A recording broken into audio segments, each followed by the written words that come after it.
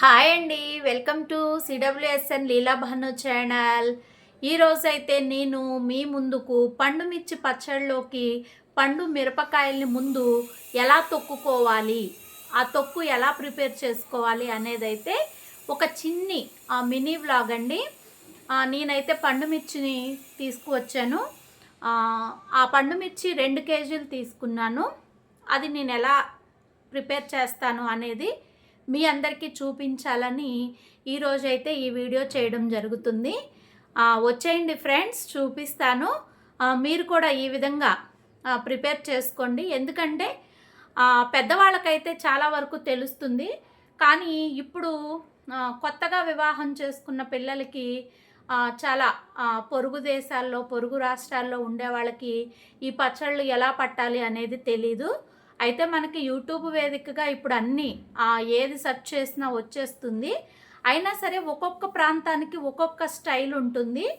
అలా ఏ ప్రాంతానికి స్టైల్లో ఎలా చేసుకుని ఎలా రుచిగా తింటే బాగుంటుంది అనేది కూడా ఎవరి కాళ్ళు వ్యక్తిగతంగా సెర్చ్ చేసుకుంటారు. కాబట్టి నేనైతే నా స్టైల్లో పండుమిర్చి పచ్చడిని మీకు కొలతలతో సహా ఎలా ఫస్ట్ తొక్కుకోవాలి అనేది అయితే చూపిస్తున్నాను.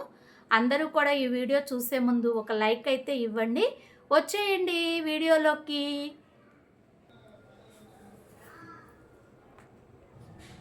చూశారు కదండి, ఇవి వచ్చేసి కేజీ కవరు, అలాగే ఇంకొక కేజీ కవరు. విడివిడిగా నేనైతే 2 కేజెస్ తీసుకున్నాను. ఇప్పుడు ఈ 2 కేజెస్ని ఎలా తొక్కుకుందామో చూద్దాము.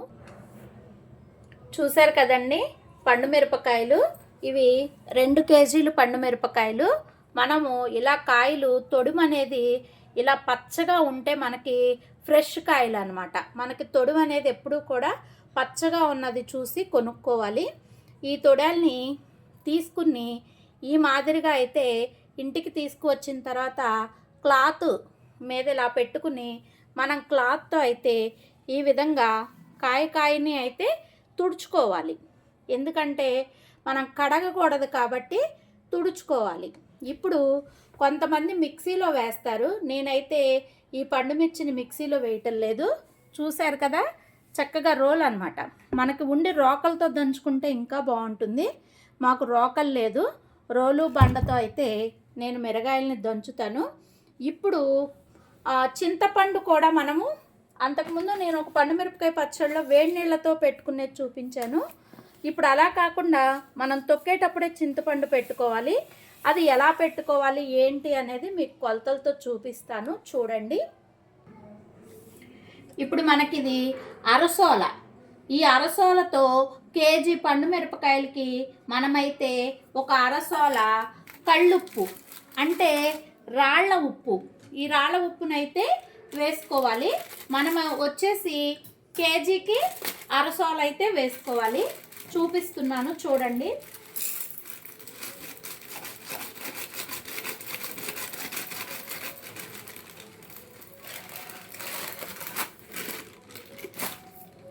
చూశారు కదా ఫ్రెండ్స్, ఇట్లా మనం తలకొట్టు అనమాట.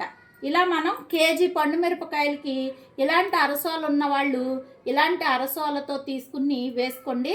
మాకు అరసోల లేదు అనుకున్న వాళ్ళు గ్లాస్తో అయితే వేసుకోండి. ఇప్పుడు మనము చింతపండు వచ్చేసేటప్పటికి ఇదిగోండి, మీకు కొలతలతో సహా తెలియాలని చెప్పేసి నేనైతే మన ఎలక్ట్రిక్ కాటా అయితే పెడుతున్నాను. ఒక్కసారి చూడండి.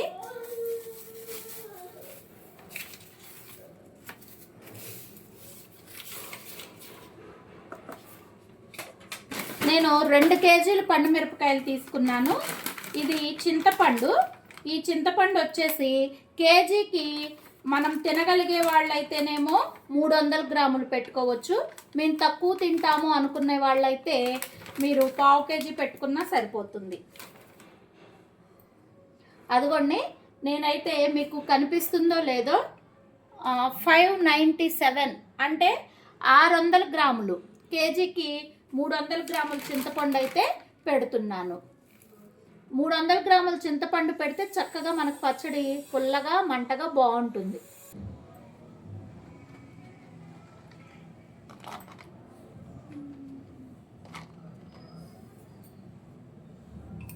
ఇలా 10 పండు మిరపకాయలు, కొంచెం ఉప్పు,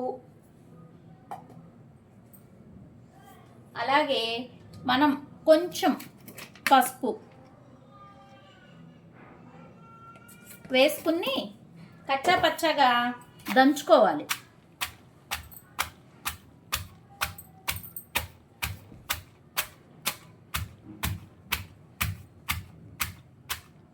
మాకు రోల్ లేదు మేము ఎలాగూ అంటే కనుక మీరు మిక్సీలో అయితే వేసుకుని కచ్చా పచ్చగా అయితే పట్టుకోవచ్చు.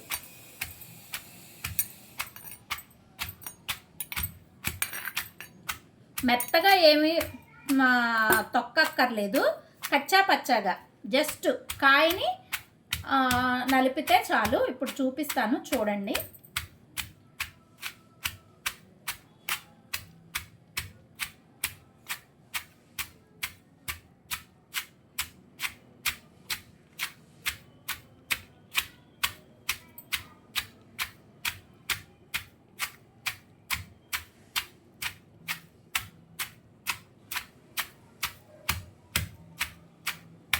అందరు అంటారు పండు మిరపకాయలు అంటండి ఫస్ట్ కోతకాయలు కొనకూడదంట. ఎందుకంటే ఫస్ట్ కోతకాయలు బాగా నీరు ఉంటుందంట. అందుకని రెండో కోతకు కానీ మూడో కోత కానీ వచ్చిన కాయలే కొనుక్కోవాలి. ఈ మాదిరిగా దంచుకుంటే సరిపోతుంది. ఇలా దంచుకుని మనమైతే అన్ని కాయలు కూడా ఇలా దంచుకున్న తర్వాత మనం చింతపండును పెట్టుకుంటే దీనిలో వచ్చే వాటర్తో మనకి చింతపండు నానిపోతుంది. 1 నెల రోజులు 2 నెలల తర్వాత మనం పచ్చడి రుబ్బుకుని తాలింపు పెట్టుకుంటే సరిపోతుంది.